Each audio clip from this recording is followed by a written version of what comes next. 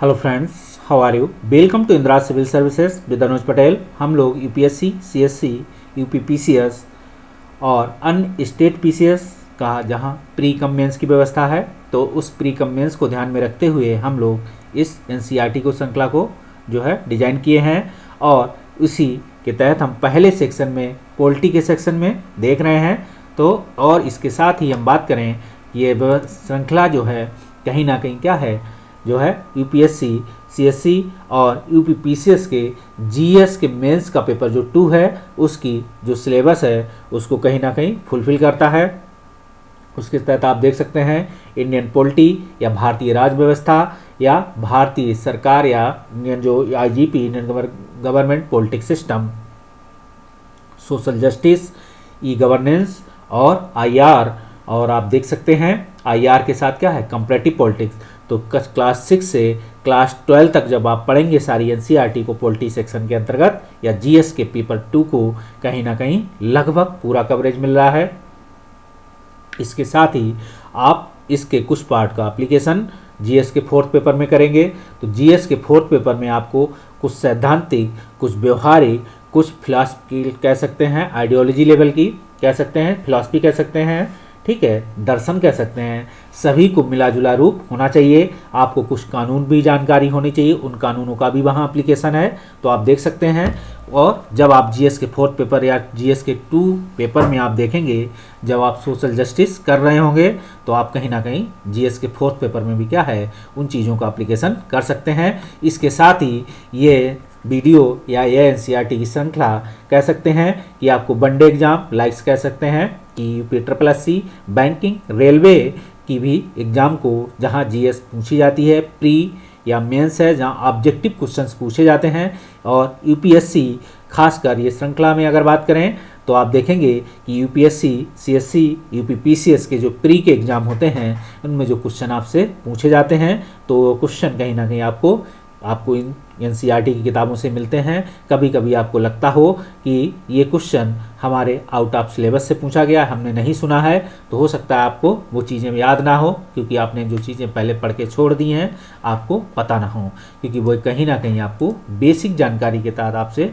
Question पूछते हैं। क्योंकि कोई भी कंपटीशन जहाँ आपसे एक सिविल सेवक के रूप में मांग की जाती है, तो कहीं ना कहीं आपको एक क्या मत है, एक्सपर्टीज नहीं, जर्नलिस्ट के रूप में आपको डिमांड करता है यूपीएससी कि आप मेरे पास आइए, तो एक जर्नलिस्ट बनकर आइए और आप एग्ज़ाम दीजिए और आप इस पद के हकदार हैं। आप जर्नलिस्ट हैं तो आप अच्छे उस पद पर पहुंच सकते हैं। तो चलिए हम आगे बात करते हैं इस संदर्भ में।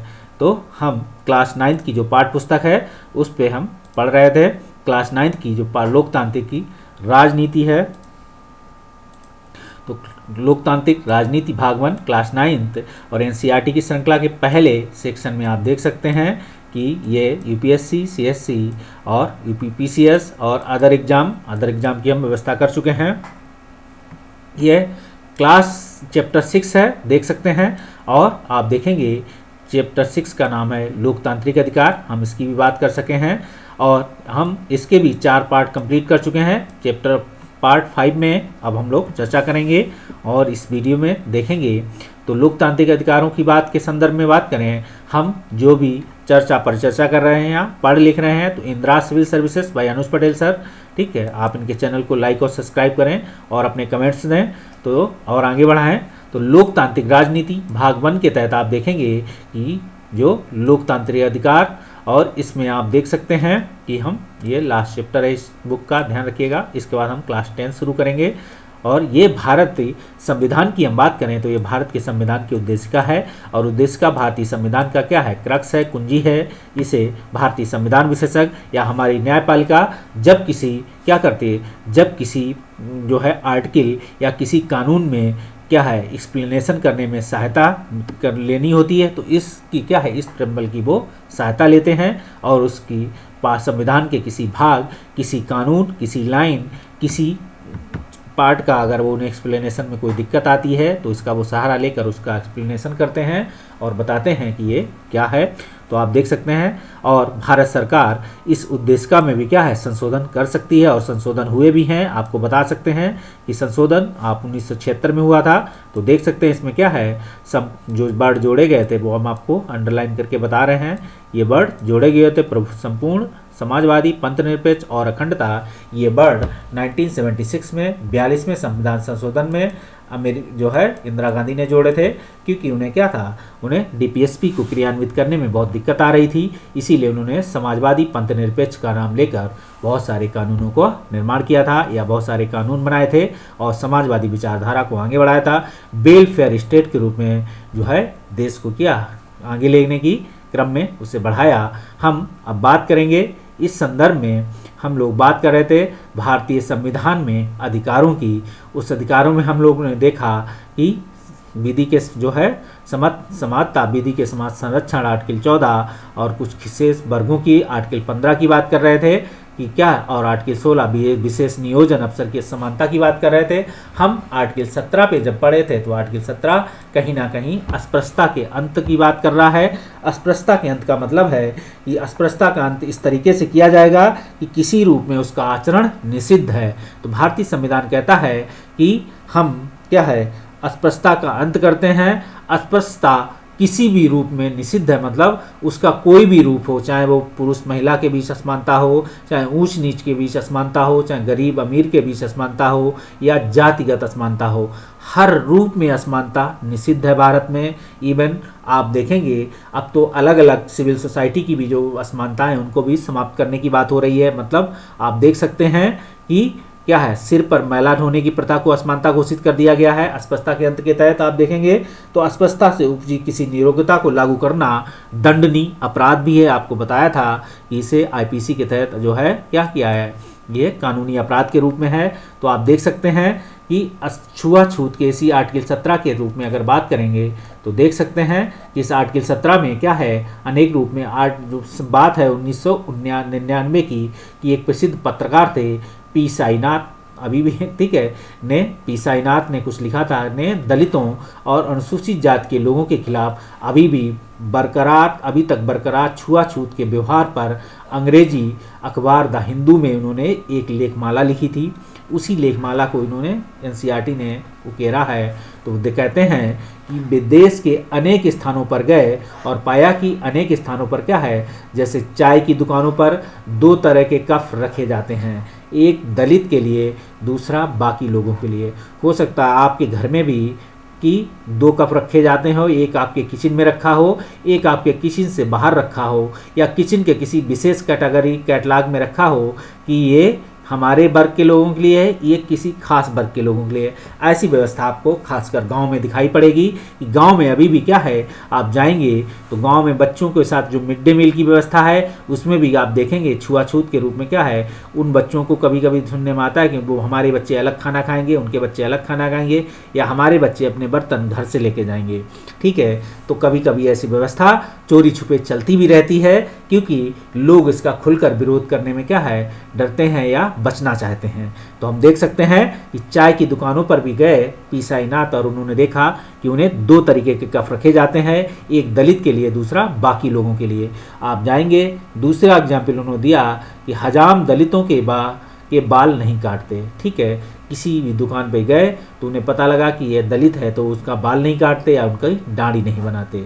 ऐसी भी व्यवस्था उन्हें दिखी। 99 की बात चल रही है घटना, अब समय बदल चुका है, हालांकि अभी भी आपको पर्दे के पीछे कुछ व्यवहारिक एप्लीकेशन देखने को मिलेंगे। आगे हम बात करें, दलित छात्रों को कक्षा में अलग बैठना होता है, ऐसी उन्हें कुछ जगह व्यवस्थाएं दिखाई दी, और अलग घड़े से पानी पीना पड़ता है। और देखेंगे दलित दूल्हों के बारात में घोड़ी पर नहीं चढ़ने दिया जाता है। मतलब कई जगह ऐसी घटनाएं सुनने में आती हैं कि दलित वर्ग का व्यक्ति है इसलिए उसे घोड़ी पर चढ़कर चलने की इजाज़त नहीं है। ऐसी व्यवस्था अभी कभी कभी आपको छुटपुट रूप से अखबारों में दिखाई पड़ेंगी। और आप देखेंगे दलितों को सार्वजनिक हैंडपंप से पानी नहीं लेने दिया जाता है, उनके पानी भर लेने के बाद हैंडपंप को धो दिया जाता है। मतलब सारे एग्जाम्पल उन्हें वैसे ही दिखे जैसे एक वर्ण व्यवस्था में अगर हम बात करें 14वीं 15वीं या उससे पहले की व्यवस्थाएं और भी कठिन रही होगी सदियों में, तो आप देखेंगे ऐसी व्यवस्थाएं थीं। ये सभी काम छुआछूत की परिभाषा के दायरे में आते हैं। यह क्या आप इनके इलाके से कुछ ऐसे ही उदाहरण सोच सकते हैं? आप देखेंगे कि ऐसी व्यवस्थाओं की बात है कि दलितों को क्या है, कक्षा में अलग बैठना, ठीक है, और इन सारी व्यवस्थाओं की बात हो रही है। तो आप देखेंगे अब लेकिन भारत सरकार ने भारतीय संविधान का निर्माण करते हुए इन सभी अस्पष्टताओं को क्या है, जो है निषिद्ध कर दिया है या डिसेबल्ड कर दिया है, डिसेबिलिटी है। और साथ में आप देखेंगे क्या कि इसके तहत दंडनीय अपराध है, कानूनी रूप से उन्हें अपराध दिया जाएगा, ऐसा किया है। लेकिन अभी भी क्या है, कहीं कहीं पर आपको कानून खुद जो है ऐसी घटनाओं को, कभी कभी कानून के पद पर बैठे हुए लोग ऐसी घटनाओं को जन्म देते हैं। या बात करें हम कि समाज में ऐसी घटनाएं घटती हैं तो पर्दे के पीछे कभी कभी ऐसी घटनाएं चलती रहती हैं। अभी भी आप जाएंगे तो बड़ व्यवस्था तो समाज, ठीक है, शिक्षित वर्ग हो चाहे अशिक्षित वर्ग हो, बड़ व्यवस्था तो अभी हर जगह एप्लीकेशन दिखेगा। लेकिन आप देखेंगे अस्पष्टता की बात काफ़ी हद तक क्या है, अब डिसेबिलिटी के रूप में है, लोगों ने इसे स्वीकार भी कर लिया है। धीरे धीरे लोग अब इसे एक्सेप्टेबल कर रहे हैं, लेकिन इसे कानूनी रूप से बहुत पहले ही अपराध घोषित किया गया था। साथ में आप देखेंगे कि क्या है कि अब लोग क्या कर रहे हैं, पर्दे के पीछे तो अस्पष्टता को अभी भी जन्म दे रहे हैं कि हाँ, आप कानून के समक्ष वो हमेशा कहते हैं कि हम समान हैं, लेकिन हो सकता है कि वही व्यक्ति असमानता को जन्म भी दे रहे हो सकता है अपने बच्चों को अलग से बैठाने की व्यवस्था करें, खाना खाने की, मिड डे मील की, हो सकता है कि वो अलग से क्या है उन स्कूलों में पानी नहीं भरने दें या हैंडपंप से पानी नहीं भरेंगे जहाँ क्या कर दलित लोग पानी भरते हों, या वो स्वयं उस हैंडपंप का पानी ना पीते हों, ऐसा भी व्यवस्था हो सकती है। हालांकि रात के अंधेरे में उन्होंने कई बार वहाँ का पानी पिया होगा, ऐसी हम बात नहीं करेंगे, ठीक है। तो दलितों को सार्वजनिक हैंडपंप से पानी नहीं लेने दिया जाता है, उनके हाथ का पानी लेने के बाद हैंडपंप से धो दिया जाता है। हम बात करें कि ये वही लोग हैं क्या समाज में जो बहुसंख्यक हैं, जो वर्ण व्यवस्था में ऊपर के लोग कहा जाता है, जिन्हें कि वो कहते हैं कि हम इस अस्पष्टता को जो है मानते हैं या हम ऐसा काम नहीं करेंगे। लेकिन आप देखेंगे उसी वर्ग के लोग क्या करते हैं, समाज के सामने धीरे धीरे समय बदल रहा है। ये 99 की बात है, पी साईनाथ ने जब ये लिखा होगा, ये बात की होगी, तब 99 का दौर था। आज हम लोग 20 साल इस चीज़ को कंप्लीट कर चुके हैं, 21 साल। तो आप देख सकते हैं कि अब समय बदल चुका है। आप देखेंगे कि हर 10 साल में क्या एक जनरेशन बदल जाती है, अब तो 2 जनरेशन बदल चुकी हैं। लोगों के माइंड में बहुत सारी चीज़ें बास हो चुकी हैं, अब लोग इस चीज़ को काफ़ी हद तक एक्सेप्टेबल कर चुके हैं। इन्हें बात करेंगे, आगे हम बात करेंगे तो देखेंगे कि ऐसे ही काम कर रहे हैं।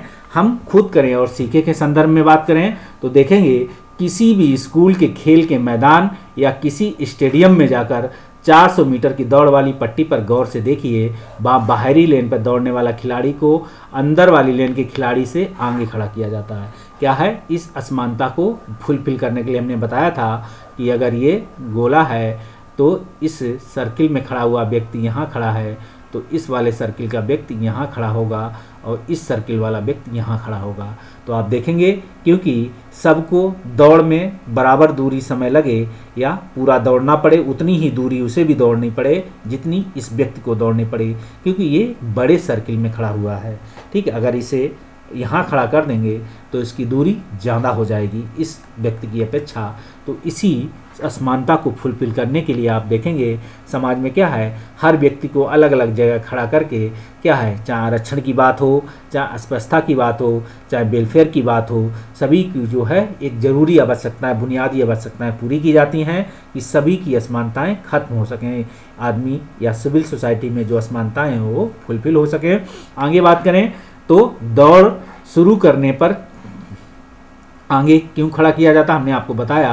अगर सभी दौड़ने वाले एक ही लाइन से दौड़ प्रारंभ करें तो क्या होगा, इन दोनों स्थितियों में आप कौन सी स्थिति की मुकाबला करने को, ठीक है, समान रूप से बनाती हैं। मान लीजिए ऐसा कैसे संभव होगा, मान लीजिए इसी जगह से कितने व्यक्तियों को खड़ा किया जा सकता है, हम बात करें अगर तो यहाँ 1 किया है, अगर आप यहाँ खड़ा कर देंगे किसी व्यक्ति को तो इस व्यक्ति का राउंड सर्किल बढ़ जाएगा, क्योंकि जैसे जैसे बढ़ते चले जाएंगे या तो आप इसका क्या करेंगे, तो आप इसी को फुलफिल करने के लिए करते हैं। नौकरियों में प्रतिबद्धता के मामले में भी इसी चीज़ को लागू कीजिए।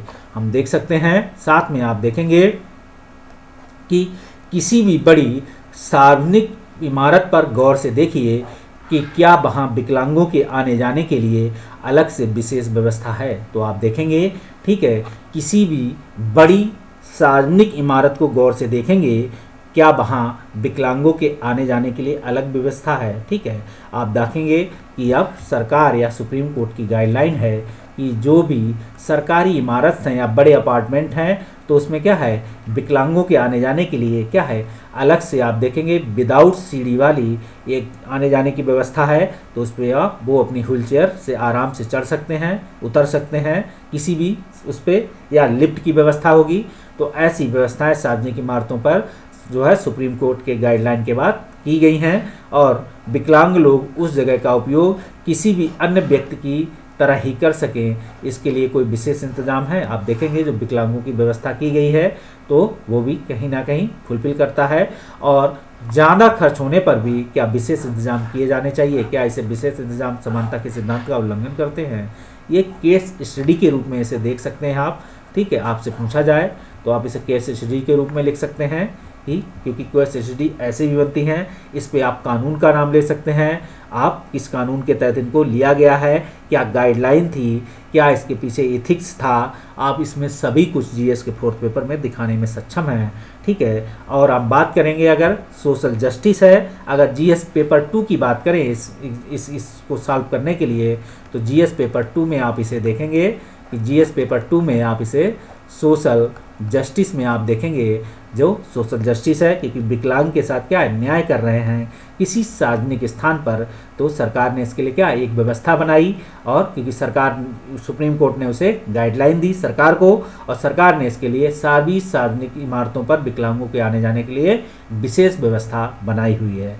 इसके साथ ही आप देखेंगे आजकल बहुत सारे सिनेमाघर, सभी सिनेमाघरों और मॉल में क्या है, व्हील चेयर आपको वहाँ रखी होगी। कोई व्यक्ति व्हील चेयर के माध्यम से सिनेमाघरों में प्रवेश करेगा और अब कहेंगे किसी मॉल में प्रवेश करेगा, तो ऐसी व्यवस्था सरकार की या सुप्रीम कोर्ट की तरफ से है, और इन्हीं की चीज़ को ध्यान में रखते हुए आप देखेंगे उन्होंने व्यवस्था की है। तो कहीं ना कहीं जब ये व्यवस्था लागू हुई तो आप देखेंगे क्या हुआ, ई गवर्नेंस का जो भी एप्लीकेशन हुआ। तो ई गवर्नेंस कैसे लागू हुआ, क्योंकि सोशल जस्टिस हुआ, सोशल जस्टिस को ई गवर्नेंस के रूप में एप्लीकेशन दिया गया।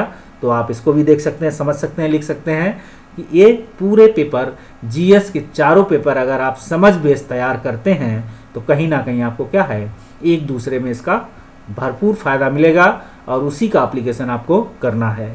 और ख़ासकर एनसीईआरटी, खासकर हिंदी मीडियम वाले बच्चे एनसीईआरटी की श्रृंखला को आप एप्लीकेशन अपने जीएस के पेपर में बखूबी करें। अपने ऑप्शनल के पेपर में अगर ऑप्शनल पेपर जीएस के किसी खास पार्ट से मिलता जुलता है तो आप उस पार्ट्स को लेकर बेहतरीन तरीके से सिलेबस को तैयार करें और अच्छे एग्जाम प्राप्त कर सकते हैं। इसके साथ हम आगे बात करेंगे। ठीक है, अब स्वतंत्रता के अधिकार की बात आर्टिकल 19 से 22 की बात हो रही है। यहाँ हम इसको अगले वीडियो में मिलेंगे, स्वतंत्रता के अधिकार के साथ आपको स्वतंत्रता दिलाएंगे। तब तक के लिए बाय बाय।